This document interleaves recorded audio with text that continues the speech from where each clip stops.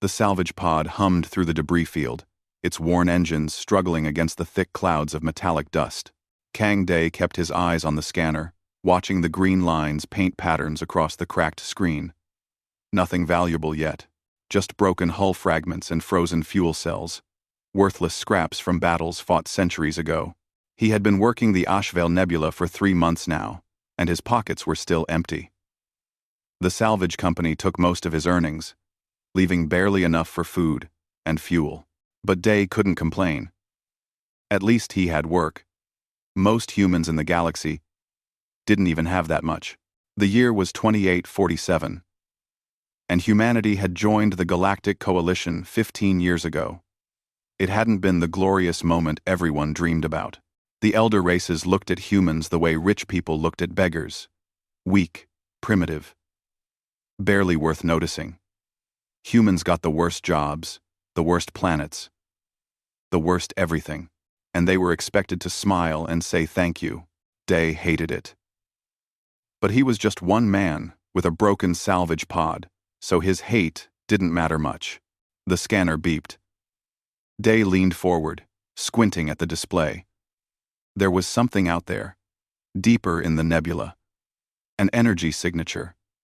Faint, but steady. That was strange. Dead ships didn't have energy. He checked the reading again, then looked at the thick purple clouds ahead. Going deeper was dangerous. The nebula played tricks with sensors and navigation. People got lost in there and never came out. But that energy signature meant power cores, maybe even intact systems.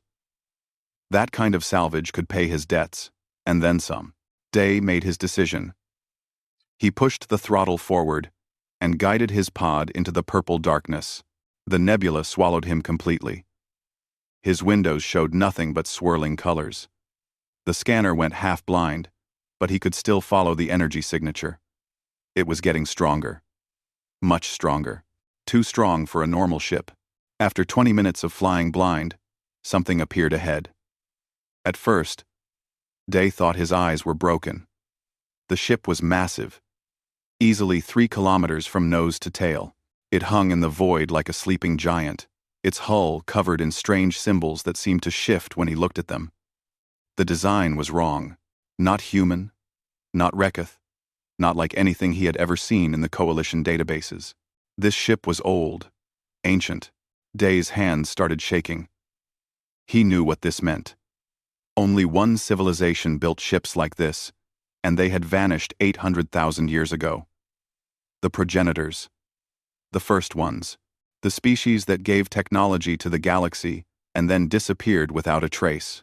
Every government in the Coalition would kill for this ship. Literally kill. Day reached for his communications panel to call his crew. But before his fingers touched the controls, the ship ahead came to life. Lights flickered on across its hull. Massive hangar doors began to open, like a mouth, welcoming him inside. His pod's systems went crazy. Alarms screamed. The engine sputtered. His navigation computer showed error codes he had never seen before. The pod was dying, and the only safe place nearby was inside that hangar. Day had no choice. He guided his dying pod through the hangar doors. The interior was huge. His tiny pod looked like a toy in a warehouse. Emergency lights activated as he landed, casting long shadows across the pristine floor. Pristine. That was the disturbing part. No dust, no damage, no signs of age. This ship looked like it had been built yesterday. Day sat in his pod for 5 minutes, just breathing. His heart hammered in his chest. Every instinct told him to leave, but his pod wouldn't restart. He was trapped. Finally, he put on his emergency suit and opened the hatch. The air inside the ship was breathable, according to his suit sensors. That was impossible. Ships didn't maintain atmosphere for 800,000 years, but the sensors didn't lie. He climbed down and started walking. The hangar led to a corridor, and the corridor led deeper into the ship. The walls glowed with soft blue light. More of those strange symbols covered every surface, shifting and changing like living things. Then he heard it. A voice, coming from everywhere and nowhere. I've waited centuries. For you. For you. For you. For you. For you. For you. For you. For you. For you. For you. Day spun around, looking for the source. Who's there? Light gathered in front of him, forming a shape. A hologram. It looked almost human, but not quite. With features that blended characteristics from dozens of species. The figure studied him with eyes that held impossible depth. I am Hanuel, the hologram said. This vessel's intelligence. And you are? Human. Human. Yeah, Day managed to say. My name is Kang Day. What is this place? Gan Nasing. This is a Sentinel-class warship, created by the progenitors. I have been waiting here for someone compatible to bond with me. You are the first to pass through my doors in 783,421 years. Day's mind raced. Everyone knew the legends about progenitor ships. They were supposed to be powerful beyond imagination, with technology that made modern weapons look like children's toys. Governments had spent fortunes searching for them, and he had just stumbled into one. Why me? Day asked. I'm nobody, just a salvage worker. Hanuel tilted her head. I have scanned thousands of species, millions of individuals. They all tried to force their way aboard or claim me through violence. You did not. You were simply curious, and your mind. She paused, as if searching for words. Human neural patterns are unique. Chaotic, but adaptable. Creative, but grounded. You are compatible in ways I did not expect. Compatible for what? For bonding. To become my partner. To command this vessel. Day laughed, but it sounded nervous even to his own ears. You're offering me? This ship? Just like that? Not offering. Choosing. There is a difference. Before Day could respond, alarms shrieked through the corridors. Hanuel's expression shifted, becoming harder. We have visitors, she said. On a holographic display that appeared in the air, Day saw 3 ships approaching. Pirates. From the look of their mismatched hulls and weapon clusters. They must have followed his signal. Can we run? Day asked. My quantum drives are not yet fully powered. It would take hours to jump. Then we're dead. Those pirates have military-grade weapons. Hanuel smiled, and there was something cold in it. I am a Sentinel-class warship. I was built to end civilizations. 3 pirates are not a threat. The pirates opened fire without warning. Plasma bolts and missiles streaked toward the ancient ship. Day braced for impact. But nothing happened. The weapons hit some kind of shield and simply vanished, their energy absorbed and dispersed. From hidden ports along Hanuel's hull, silver drones launched. They were small, each no bigger than Day's head, but they moved with impossible speed. The pirates didn't even have time to react. The drones sliced through their hulls with precision, disabling engines and weapon systems without destroying the ships completely. In less than 2 minutes, all 3 pirate vessels were drifting helplessly. Day stared at the display. You barely used any power. Correct. I am operating at 3% capacity. When fully powered, I could engage entire fleets. The weight of her words settled on Day's shoulders. This ship could change everything. Not just for him, but for all of humanity. They wouldn't be the weak ones anymore. They wouldn't have to accept scraps and insults from the elder races. But something in Hanuel's eyes made him hesitate. What's the catch? He asked. Hanuel's hologram flickered. I was designed for war. My purpose is battle. Bonding with me will change you. The question is whether you will change me in return, or whether I will shape you into what I need. That's not exactly reassuring. I do not offer reassurance. I offer power and partnership. But know this. Kang Day. The galaxy will fear what we become together. And fear makes even the wise do terrible things. Day thought about his colony world, destroyed by raiders when he was a child.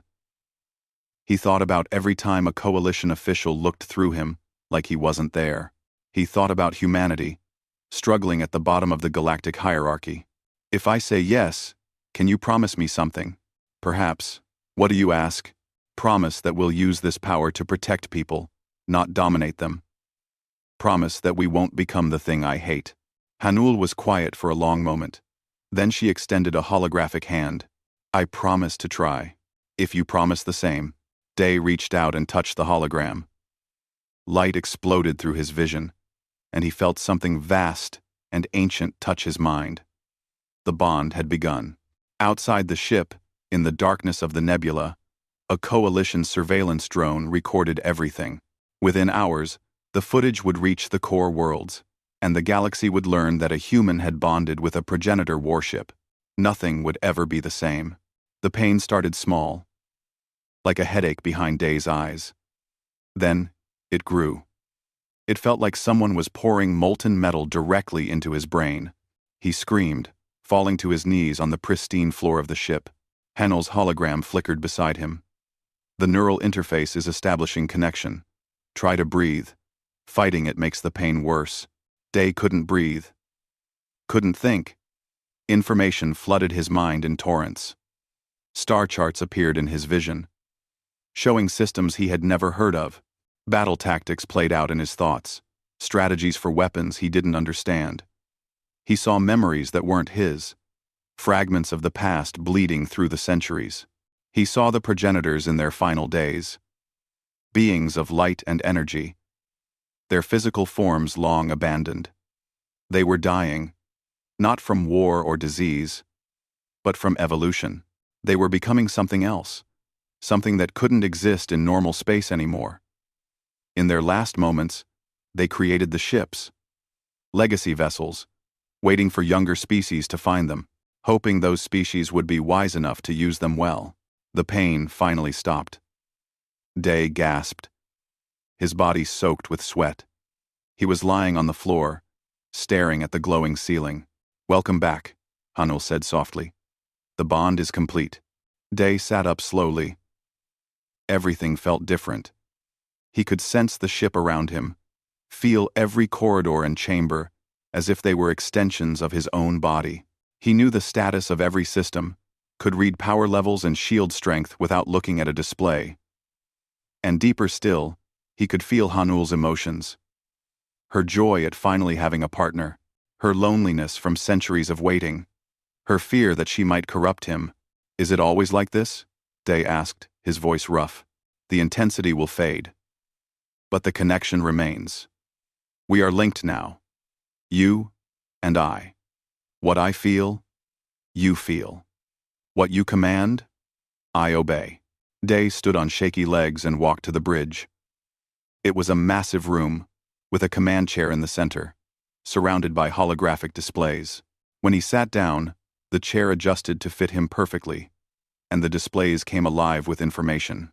He understood it all: ship status, weapon systems, shield configurations. Things that should have taken years to learn were simply there in his mind. As natural as breathing. Show me what you can do, Day said. Hanul's presence filled the bridge. I possess quantum displacement drives that allow near instantaneous travel across vast distances. My shields adapt to any weapon fired against me, learning and evolving with each attack. I have manufacturing bays that can create anything from raw materials, and self-repair systems that make me nearly indestructible. She paused, and Day felt her hesitation through their bond. And, he prompted, I have a resonance chamber. It amplifies your mental commands across space, allowing you to coordinate entire fleets as if they were extensions of your own mind. The progenitors used it to command thousands of ships at once. Day whistled low. That's terrifying. Yes. In the wrong hands it would be. Before Day could respond, proximity alarms blared. The displays showed dozens of ships dropping out of faster-than-light travel around them. They were surrounded. The communication panel activated. A human woman's face appeared, her expression stern and professional. She wore a coalition commander's uniform. Attention, unidentified progenitor vessel. This is Commander Yoon Hajin of the Coalition Fleet. You are ordered to power down and prepare for boarding. The ship you occupy is too dangerous to remain in civilian hands. Day felt anger rise in his chest. I'm a civilian, and this ship chose me. That's not how the law works, Hajin replied. Progenitor technology belongs to all Coalition species, not to individuals. Surrender peacefully, and we can discuss terms. Discuss my surrender, you mean? Hajin's expression didn't change. I'm trying to help you. Don't make this harder than it needs to be. The communication cut off. Day looked at the tactical display. Hajin had brought 30 ships. All human vessels. She probably thought that would make him more likely to cooperate. What do you want to do? Hanul asked. Day was about to answer when new ships appeared on the sensors. These weren't human. They were Rekath, the warrior species that had dominated the Coalition for thousands of years. Their ships were massive and covered in weapons. A new communication window opened. A Rekath commander appeared. His reptilian features twisted in what might have been a smile or a threat display. Human scavenger, the Rekath said, his voice like grinding stones. You will surrender the progenitor vessel immediately. Your species is too primitive to wield such power. Refuse, and we will take it by force. You're welcome to try, Day said, surprising himself with his own confidence. The Rekath's eyes narrowed. So be it. The communication ended, and the Rekath fleet opened fire. 30 massive warships unleashed their weapons simultaneously. Space lit up with missiles, plasma beams, and kinetic projectiles. Enough firepower to crack a moon. Day felt Hanul's shields activate. It was like flexing a muscle he didn't know he had. The weapons hit the shields and simply stopped. Their energy absorbed and redistributed. Not a single shot reached the hull. They're learning, Hanul said. Watch. The Rekath fired again, but this time, their weapons were configured differently, trying different frequencies and approaches. It didn't matter. The shields adapted faster than the Rekath could adjust, learning from each impact and becoming stronger. Now, Hanul said, may I respond? Day hesitated. He could feel the ship's weapons, ready to fire. He could sense their devastating power. He could destroy the entire Rekath fleet with a thought. But that wasn't who he wanted to be. Disable them, Day said. Don't kill anyone unless there's no other choice. He felt Hanul's approval through their bond. Weapons ports opened along her hull. And she fired. Her quantum torpedoes phased through space, bypassing the Rekath shields entirely and detonating inside their engine rooms.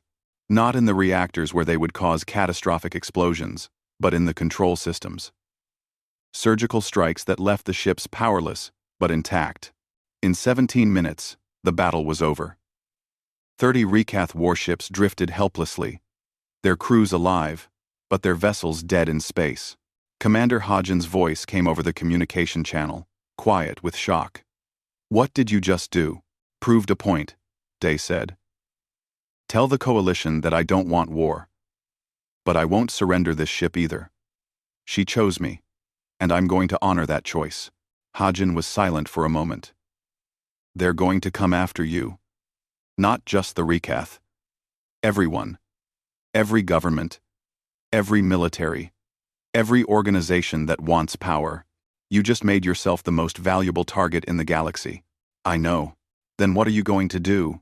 Day looked at the tactical display, at the disabled ships, and the human fleet that hadn't fired a shot. I'm going to figure out how to use this power without becoming a monster, and I'm going to hope that's enough. The communication ended. Hanul's hologram appeared beside the command chair. The Rekath will not forgive this defeat, she said. And you heard Commander Hajin. We cannot return to human space. Not yet. I know. We need to go somewhere safe. Somewhere we can think. I have a suggestion. There are 6 more progenitor beacons scattered across the galaxy. We should find them before others do. Day nodded slowly. That made sense.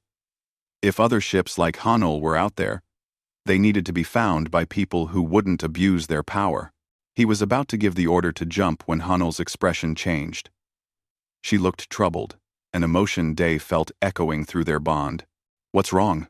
One of the other beacons just activated. It has bonded with someone. That's good, right? Maybe whoever found it will be an ally. Hanul's hologram flickered. The signal profile suggests it is a destroyer-class vessel. Those ships were not like me. They were built with a different philosophy. What philosophy? That only the strong deserve to inherit the stars. That mercy is weakness, and compassion is a fatal flaw. Day felt a chill run down his spine. So somewhere out there, someone just bonded with a ship that thinks like that? Yes. And according to the signal, they have already begun attacking colonies. Hundreds are dead. Day gripped the arms of the command chair. He had wanted time to think, to adjust to his new reality. But the galaxy wasn't going to give him that time. Can you track them? Yes. But understand, Kangde, this will be different from the battle with the Reketh. The destroyer-class ships were designed for total war. If we face one, there may be no gentle option. Day thought about the people dying while he hesitated. He thought about the responsibility that came with the power he now held. He thought about Hanul's warning that bonding with her would change him. Maybe it already had. Set a course, he said. We're going to stop them. As Hanul's quantum drives powered up and space began to fold around them, Day wondered if he had just made the right choice or the first step toward becoming exactly what he feared. The frozen moon of Krios looked peaceful from orbit. Ice crystals sparkled across its surface like scattered diamonds. But as Hanul's sensors swept the research station below, Day saw the truth. The station was gone. Not damaged. Not destroyed. Simply erased. As if something had carefully removed it from existence. Life signs? Day asked, though he already knew the answer. None. Hanul replied. The destroyer-class ship was here 3 hours ago. It left no survivors. They landed near what remained of the station. Day suited up and walked across the ice. Hanul's hologram flickering beside him in the thin atmosphere. The research station had housed 247 people. Scientists from a dozen different species studying ancient ice cores. Peaceful work. No threat to anyone.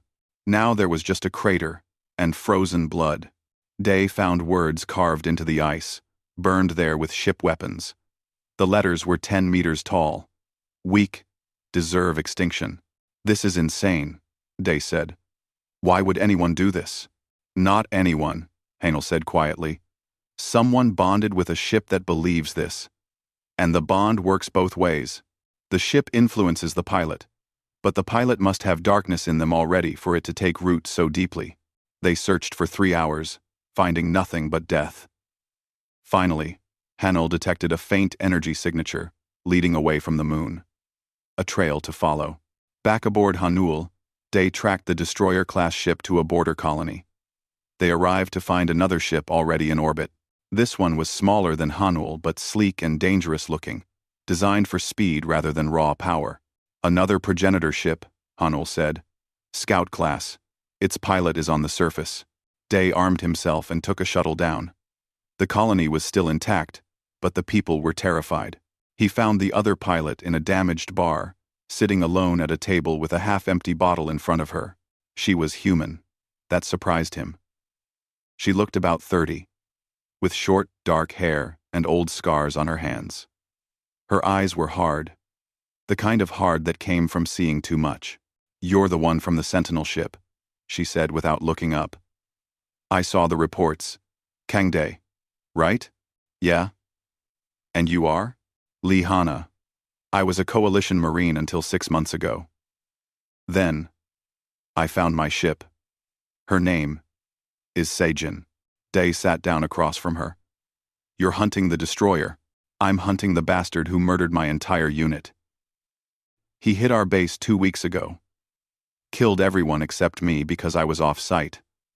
When I got back, I found the same message you probably did. Weak deserve extinction. She finally looked at him, and her eyes were full of cold rage. We need to stop him, Day corrected. There's a difference. Hana laughed, but there was no humor in it. You think you can talk sense into someone who believes that? You think you can save him? I think we have to try. Before Hana could respond, an alarm shrieked through the colony. Ships were approaching. Big ones. The destroyer had returned. They ran for their shuttles, racing back to their ships. Day reached Hanyul's bridge and immediately saw the threat on his displays. One ship.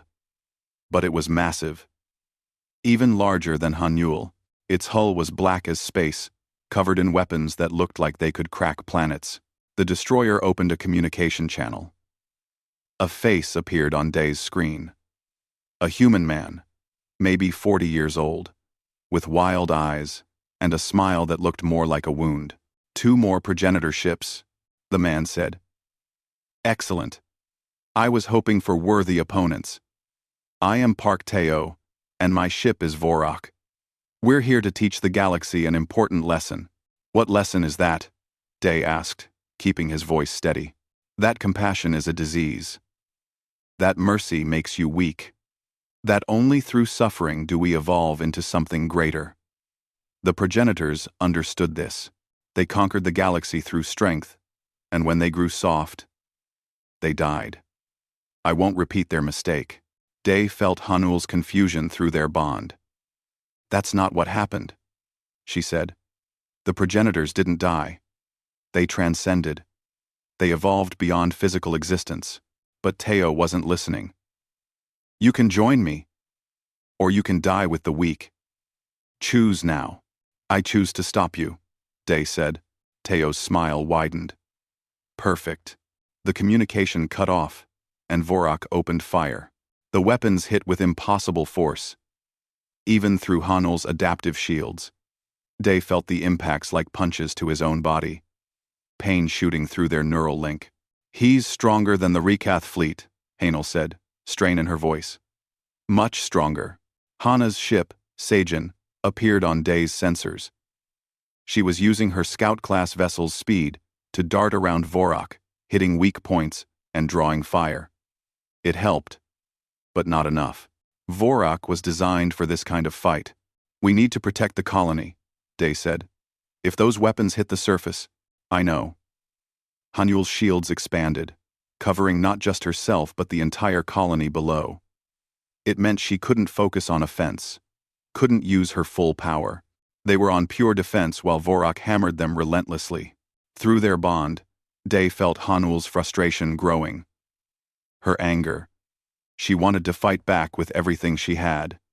He could feel the weapons system in his mind, ready to fire. Powerful weapons. Devastating weapons. There's an option, Hanyul said quietly. The extinction protocol. I have weapons that can sterilize entire star systems. If I use them, Vorak won't survive.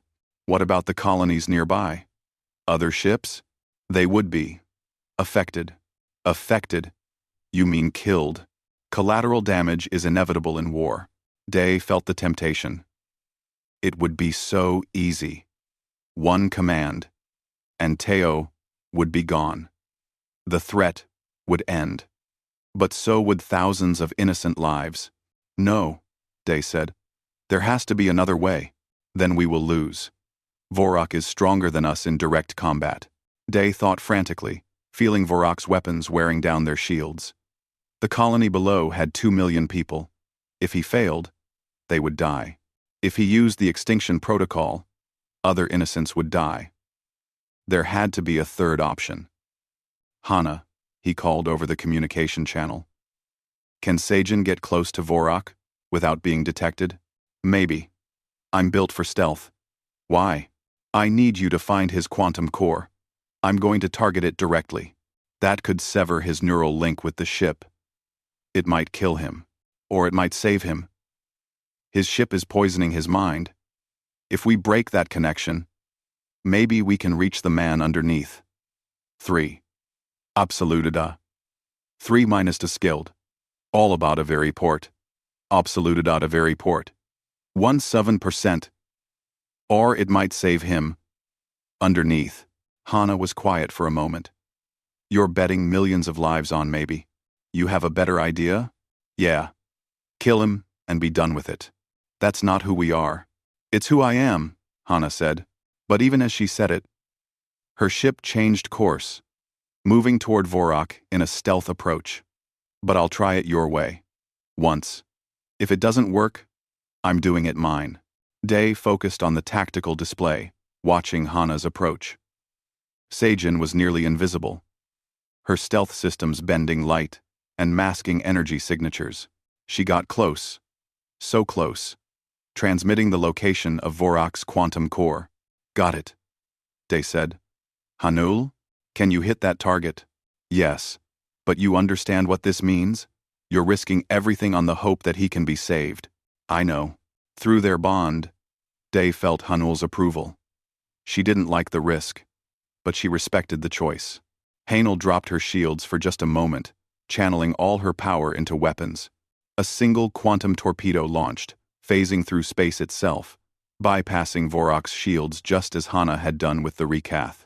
The torpedo struck the quantum core perfectly. Vorak's weapons went silent. The massive ship shuddered, systems failing across its hull. Inside, Day knew. Park Teo was experiencing the same pain Day had felt during bonding, but in reverse. The neural link was being severed forcibly. Tearing away the connection that had sustained him, Vorak went dark. The ship was still intact, but it was dormant now. A sleeping giant. Coalition ships appeared on sensors, including Commander Hajin's vessel. They had been tracking the battle, and arrived to find Vorak disabled, and Teo's life signs weak but stable. Hajin's face appeared on the communication screen. She looked at Day for a long moment. You could have destroyed him, she said. You could have used the same weapons that disabled those Reketh ships. I could have, Day agreed. But I'm trying not to become the thing I'm fighting. That kind of mercy might get you killed someday. Maybe. But it's the only way I know how to live. Hajin nodded slowly. The Coalition Council wants to meet with you. Officially. They've seen what you can do, and they're scared. But they're also interested. I might be able to negotiate something. Terms that let you keep your ship, but work with us. Day looked at Hana's ship on the tactical display. What about her? Same offer. Any human bonded with a progenitor ship. We'll train you, support you, give you legal protection.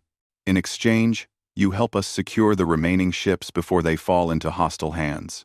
It wasn't perfect, but it was something. I'll think about it.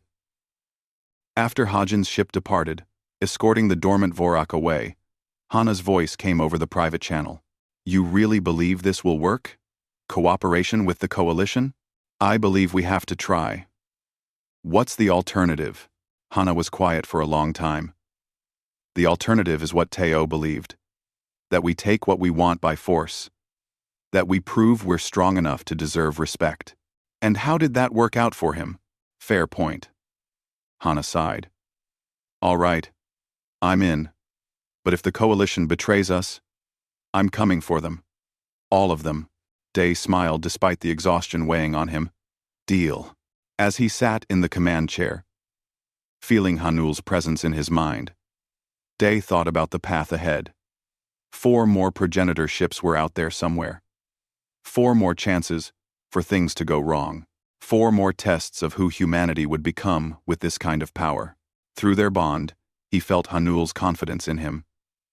It helped, but not completely, because he could also feel something else. A warning. Distant, but growing closer. The remaining beacons weren't scattered randomly. They were in a pattern, and someone was activating them deliberately. Someone with a plan. And one of those beacons was near Earth itself. Earth looked beautiful from orbit. Blue and white and green, a jewel floating in the darkness. Day hadn't seen his homeworld in 5 years. Not since he started salvage work. Coming back should have felt good. Instead, it felt dangerous. The Coalition fleet surrounded them. 50 ships, including Commander Hajin's flagship. They were called an honor guard. But Day knew a cage when he saw one. Hanul could destroy them all in minutes. But that would make him exactly what they feared. The beacon signal is on Luna, Hanel said. The moon's far side, in a research facility. A coalition facility? Yes. It has been there for decades. Day felt cold understanding wash over him. It appears so. Hana's voice came over the communication channel from her ship, Seijin. Are you really surprised? Governments lie. It's what they do. Commander Hajin's face appeared on the screen. Her expression was carefully neutral.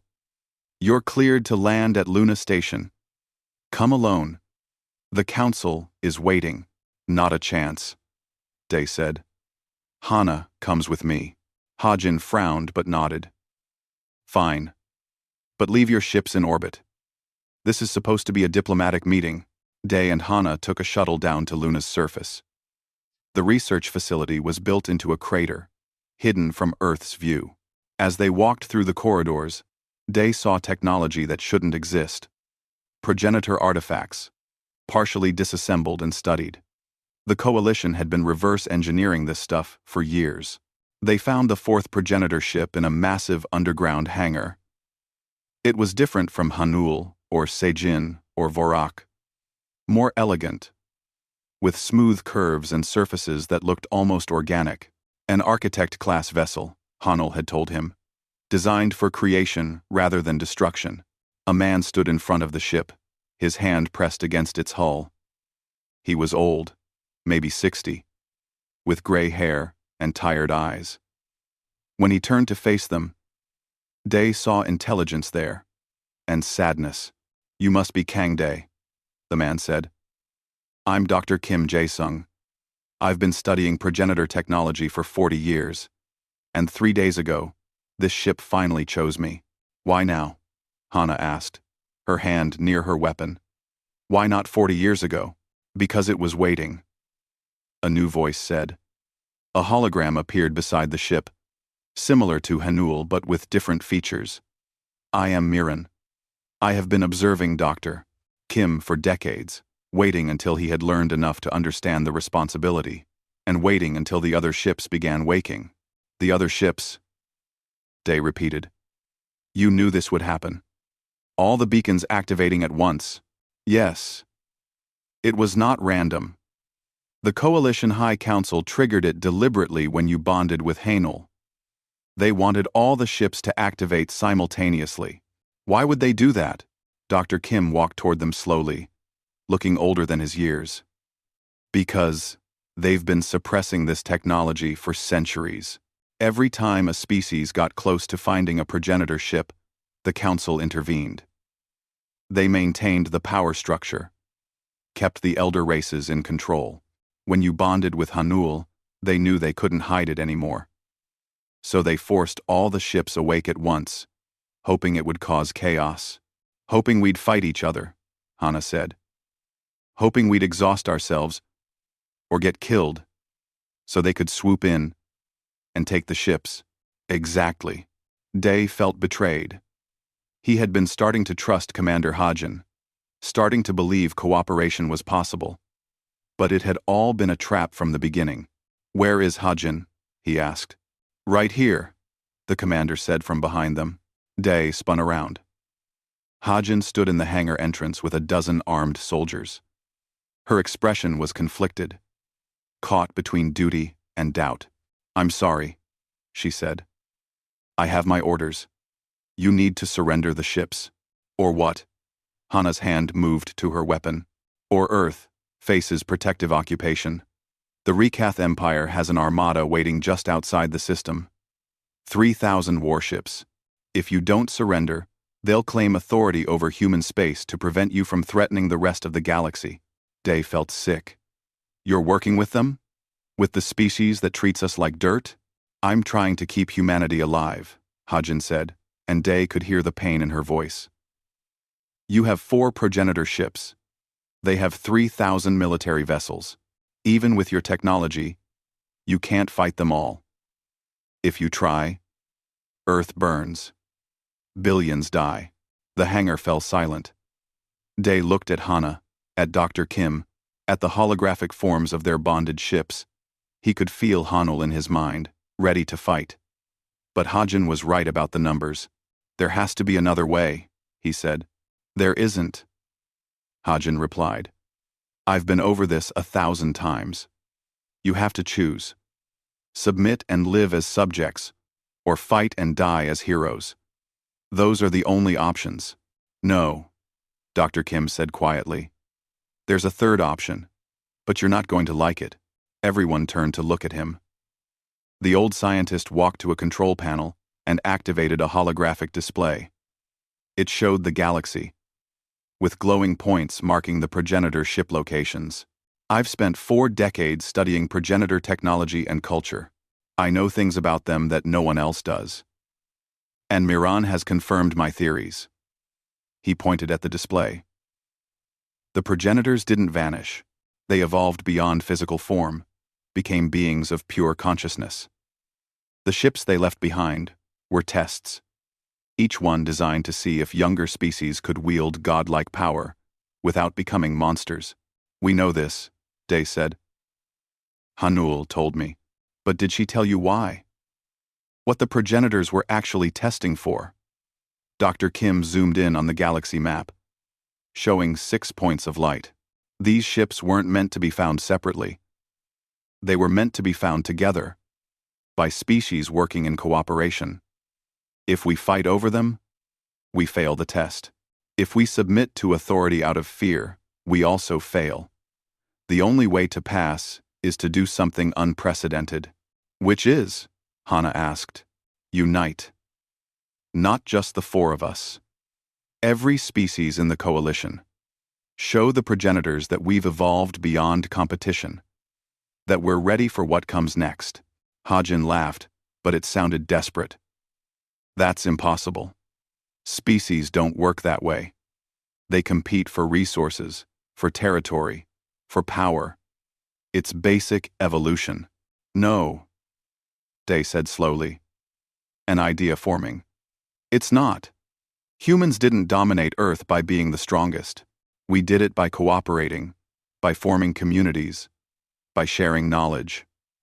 What if Dr. Kim is right? What if that's the whole point? Through his bond with Hanul, Day felt her excitement. She understood what he was thinking. The resonance chamber, Hanul said. I can amplify your thoughts across the entire galaxy. You could speak to everyone simultaneously. Show them the truth. The Council will never allow it, Hajin said. The Council doesn't have a choice anymore, Day replied. The moment they triggered all the beacons, they lost control. Now it's up to us to decide what happens next. He walked to the center of the hangar and closed his eyes, connecting fully with Hanul through their neural link. He felt her power flowing through him, felt the resonance chamber activating, and then he spoke. His words carried across light years, reaching every planet in Coalition space. My name is Kang Day.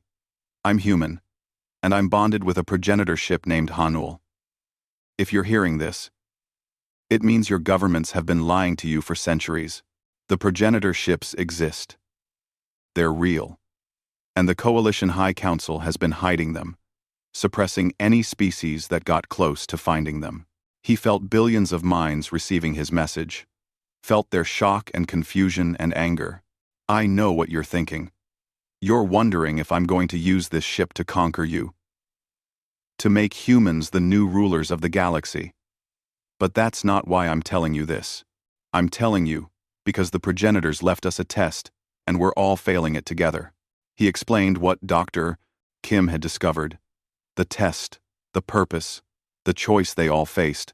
I'm releasing all the technical data on progenitor bonding. I'm making it available to everyone. Not because I want chaos, but because hoarding this power is exactly what the test is designed to prevent. If we can't trust each other with this technology, we don't deserve it. Hajin's face was pale. Do you understand what you've just done? Every government, every military, every faction will be scrambling to find the remaining ships. It will be chaos. Maybe, Day admitted. Or maybe it will be the first step towards something better. The elder races have controlled the galaxy for millennia, through fear and suppression. What if we built something new? A real coalition, based on cooperation instead of domination. Before Hajin could respond, alarms shrieked through the facility. On the tactical displays, Day saw the Rekath Armada moving. They were entering human space. Weapons armed. Warlord Thex's face appeared on the communication screens throughout the station. His reptilian features twisted with rage. You have made a grave mistake, human. You think releasing that information protects you? It proves you're too dangerous to exist. We're taking control of Earth immediately. Surrender now, or your world dies. 3,000 warships against 4 progenitor vessels. Even with superior technology, the math was terrible. But then something happened that Day hadn't expected. Other ships appeared on the sensors. Dozens of them. Hundreds. Vessels from species across the galaxy, arriving in response to his message. They positioned themselves between the Rekath Armada and Earth. A communication came through from an Orathi ship. This is Diplomat Valara. We heard your message, Kang Day. The Orathi Collective stands with you. The era of the elder races controlling the galaxy through fear ends today. More voices joined. Species that had been subjugated by the Rekath for generations, now united by Day's message. The tactical display became a mess of ship signatures, too many to count. Warlord Thex's expression changed from rage to calculation. He was outnumbered now. If he attacked, he might win. But the cost would be enormous. This isn't over, Thex said finally. But it seems the game has changed. The Rekath Armada withdrew. The crisis passed, at least for now. Commander Hajin looked at Day with an expression he couldn't quite read. You just dismantled the entire power structure of the galaxy in one speech. I hope so, Day said. Because the alternative was war. That would kill billions. Dr. Kim smiled. You passed the first part of the test, but it's not over yet. What do you mean? Miran's hologram flickered. There are 2 more ships. The Omega-class vessels. They're the final arbiters. If the assembled species can truly cooperate, those ships will share the complete knowledge of the progenitors. If they fight over this power, the ships will destroy themselves and seal away all progenitor technology forever. Day felt exhaustion wash over him. One test passed. But the hardest one was still ahead. Where are they? The galactic core, Dr. Kim said. Near the supermassive black hole. And they're already activating. The galactic core was beautiful and terrifying. Stars packed so densely that space itself glowed with their light. At the center, invisible but unmistakable, the supermassive black hole bent reality around its enormous mass. Day watched from Hanel's bridge as ships arrived. Hundreds at first, then thousands. Every major species in the galaxy had sent representatives. The Rekath came with their war fleets. The Orathi brought their telepathic collectives. Dozens of other species, each bringing their own hopes and fears. And there, orbiting the black hole in perfect formation, were the 2 Omega-class progenitor ships, Astra and Eclipse. Even from a distance, Day could feel their power. It made Hanul seem small by comparison. They've been awake this whole time, Hanul said quietly. For 800,000 years. They've been waiting here, watching, judging. A new ship appeared on the sensors. It was human-built, but modified with progenitor technology. Commander Hajin had decided to join them after all, bringing what remained of the human fleet. On the communication screen, she looked determined. I thought about what you said, Hajin told Day. About building something new. I'm not sure I believe it's possible, but I'm willing to help you try. Before Day could respond, another ship arrived. This one was also progenitor technology, but Day didn't recognize the class. Hanul's sensors analyzed it and found something impossible. It's a healer-class vessel, Hanul said. I didn't know any still existed. Those ships were designed for medicine and biological repair. The pilot is young, very young. The pilot opened a communication channel. A girl appeared on the screen, maybe 20 years old, with nervous eyes and a shy smile. "Hello," she said in Korean. "My name is Song Yuna. I'm a medical student. Or I was, before my ship found me. Her name is Nuri. We want to help." Day felt a surge of hope. A healer-class ship could support them in ways he hadn't imagined. But Hana's voice cut through his optimism. "We have a problem," Hana said. "Vorak is here." On the tactical display, Day saw the destroyer-class ship approaching. It had been repaired somehow, its systems restored. And it wasn't alone. Dozens of ships followed it, vessels from species that believed in strength above all else. But Vorak had a new pilot. Park Teo was still unconscious in a coalition medical facility. Someone else had bonded with the destroyer. "This is Admiral Choi In-ho," a voice said over the open channel. "I served the coalition for 30 years, fighting their wars and watching them betray everyone who trusted them. The progenitors understood something important. Civilizations built on weakness don't survive. Only the strong deserve the stars. Join me, or be swept aside." Dr. Kim's hologram appeared on Day's bridge. He looked worried. Choi In-ho was one of the coalition's best commanders. He won the border wars single-handedly, but he lost his faith in humanity after seeing what the coalition did to the colonies. The peace agreements, the betrayals. He's become exactly what we feared. 3. "And, can we reach him?" Day asked. "I don't know." The 2 Omega-class ships activated. Light burst from their hulls, and suddenly 2 figures appeared in space itself. Massive holographic forms visible to every ship present. One was radiant, glowing with soft white light. The other was dark, outlined in silver. "I am Astra," the white figure said. "I am Eclipse," the dark one added. Their voices resonated across every communication channel, in every language simultaneously. "The time of judgment has come. You have found our legacy. Now you must prove you deserve it. The galaxy stands at a crossroads. The old order has fallen. What you build next will determine whether your species survive or destroy yourselves." Astra's form gestured at the assembled ships. "We have watched you for millennia.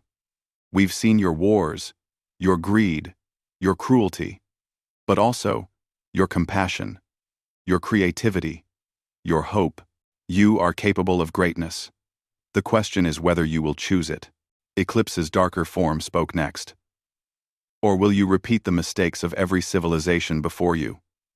Competition masquerading as cooperation. Alliances that break the moment one side has advantage. If you cannot move beyond this, you do not deserve what we offer." The 2 Omega ships had pilots too, Day realized. 2 humans had bonded with them. "Show yourselves," Day called out. "Who are you?" 2 shuttles launched from the Omega ships. They landed on a neutral station that had been hastily assembled near the black hole. Day, Hana, Dr. Kim, Yuna, and Commander Hajin took their own shuttles to meet them. Inside the station, they found the 2 pilots waiting. One was a woman in her 40s with kind eyes and worn academic clothes. The other was a man in his 50s, with military bearing and cold determination. "I'm Kim Sora," the woman said. "I teach philosophy at Seoul University. Astra chose me 3 days ago. I still don't understand why." "Because you understand the value of life," Astra's voice said through the station's speakers. "Because you believe in hope, even when evidence suggests despair." The man didn't introduce himself immediately. He just stared at them with eyes that had seen too much. "Admiral Choi In-ho," Commander Hajin said quietly. "I served under you in the border wars. You were the best commander I ever knew." "I was a fool," Choi said. "I believed in the coalition. I fought for peace. And I watched them betray every promise they made. Eclipse showed me the truth. Civilizations don't survive through cooperation. They survive through strength, through culling the weak, through hard choices that idealists like you refuse to make." "That's not strength," Day said. That's just fear wearing a mask. Call it what you want. But look around you. Choi gestured at the holographic display showing all the assembled ships. Already, they're forming factions. The Rekath are positioning for advantage. The Orathi are planning how to use telepathy to dominate the others. Every species here is thinking about how to benefit themselves. You really think they'll suddenly cooperate just because two ancient ships tell them to? No, Professor Sora said quietly. I think they'll cooperate because it's the only rational choice. Game theory suggests that repeated cooperation yields better outcomes than competition. Every great civilization in history succeeded through collaboration, not domination. And every civilization that relied on cooperation got destroyed by those willing to use force, Choi countered. The debate continued, drawing in others. Commander Hajin argued that structure and law were necessary. Hana said trust had to be earned, not demanded. Dr. Kim provided historical examples of successful and failed coalitions. Yuna spoke about healing, about how medical care worked because people helped each other regardless of species or politics. Through it all, Day listened to his bonded ship. Hanul whispered in his mind, sharing her memories of the progenitors. They had faced this same choice 800,000 years ago. Some believed in cooperation, others believed in strength. The conflict nearly destroyed them. How did the progenitors resolve it? Day asked Hanul silently. They evolved beyond the question, she replied. They became beings that didn't need to compete because they no longer existed in scarcity, but they didn't force that evolution on younger species. They left us to choose our own path. Outside the station, the assembled ships began to argue. Factions formed, exactly as Choi had predicted. The Rekath demanded leadership, based on military might. The Orathi offered unity through telepathic connection, which many species saw as slavery. Smaller species argued they deserved equal voices, while larger ones claimed authority through size and power. It was chaos, exactly what the test was designed to reveal. Then Songyuna did something unexpected. She activated her ship's systems and broadcast a medical scan across all the assembled vessels. Every ship, every species, every individual. Look, she said simply. We're all the same. Different shapes, different chemistries, but the same basic structure. Hearts that pump, lungs that breathe, brains that think. We all feel pain. We all hope for better futures. The idea that we're fundamentally different is an illusion. Her scan hung in space, visible to everyone. Rekath biology. Beside human. Beside Orathi. All different. All similar.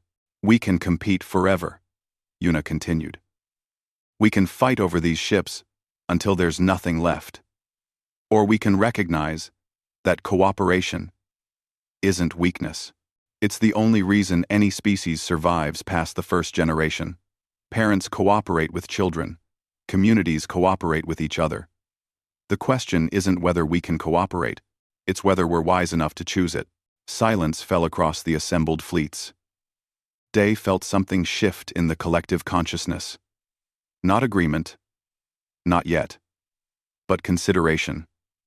Possibility. Admiral Choi shook his head. Beautiful words. But words don't change nature. Species compete. It's evolution.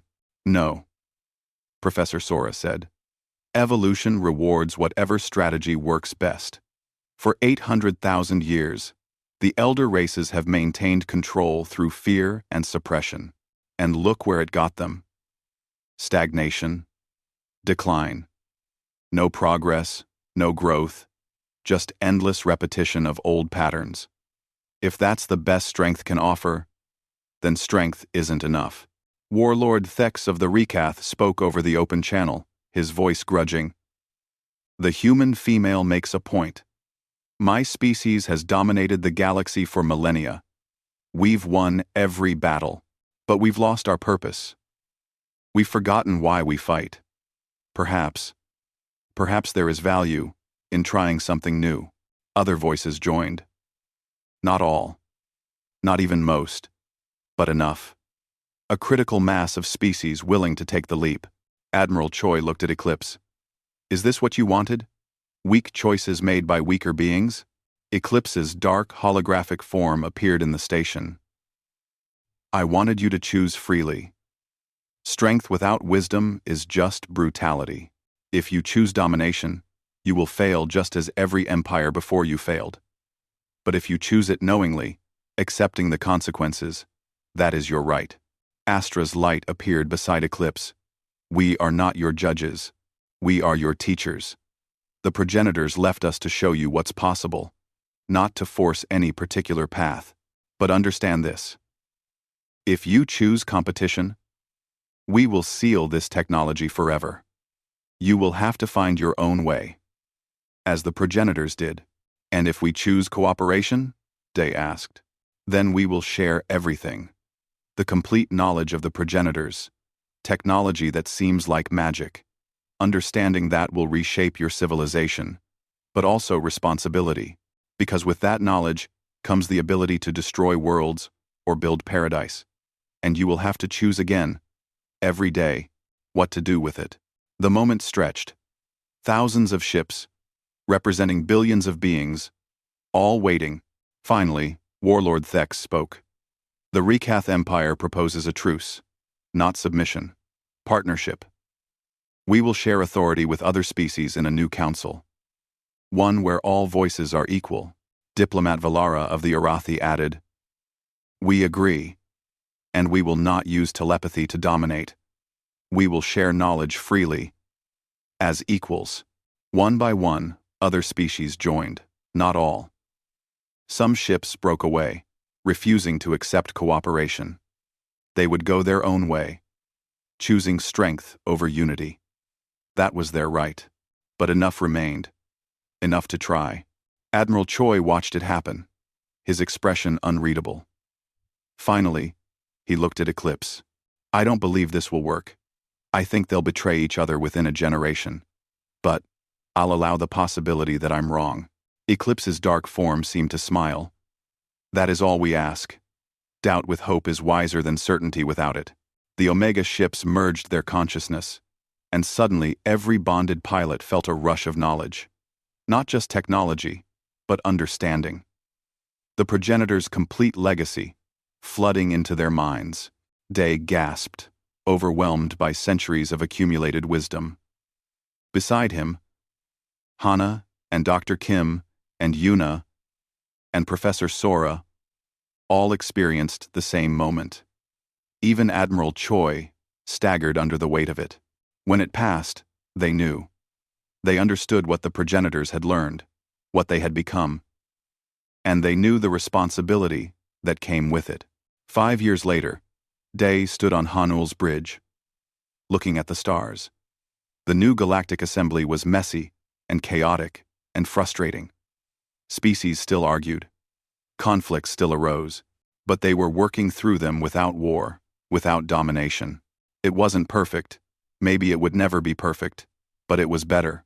Hana and Seijin patrolled the border regions, protecting colonies from pirates and extremists. Dr. Kim and Miran were building a university where species learned together. Yuna and Nuri ran a medical ship, healing wounds physical and political. Professor Sora and Astra worked as diplomats, while Admiral Choi and Eclipse served as a reminder that strength was sometimes necessary to protect peace. Commander Hajin, now Ambassador Hajin, appeared on the communication screen. The assembly wants you to mediate a dispute between the Rekath and the Arathi, she said. Something about mining rights in the core systems. Day groaned. Can't someone else do it? You started this mess. You get to help clean it up. She was smiling, though. They both were.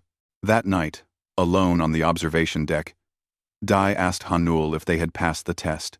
Her holographic form appeared beside him, familiar and comforting after 5 years together. The progenitors didn't care if you passed or failed, she said. They cared that you tried. That you chose to believe in something better, even when it seemed impossible. And now? Now you teach the next generation to do the same. The test never ends. That's the point. Every day, You choose what kind of civilization you want to build. Every day, you choose cooperation over competition, hope over fear. That's what makes you worthy. Not perfection. The choice. Day looked out at the galaxy, at billions of stars holding billions of worlds, each one with its own species, its own challenges, its own choices to make.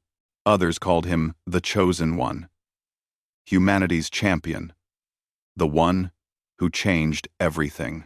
But Haenel called him something better, partner, and together they would keep choosing, keep trying, keep believing that the next choice could make things a little bit better than the last. One decision at a time. One step toward the stars. That was the real test. And it would never end. But that was okay. Because neither would the trying.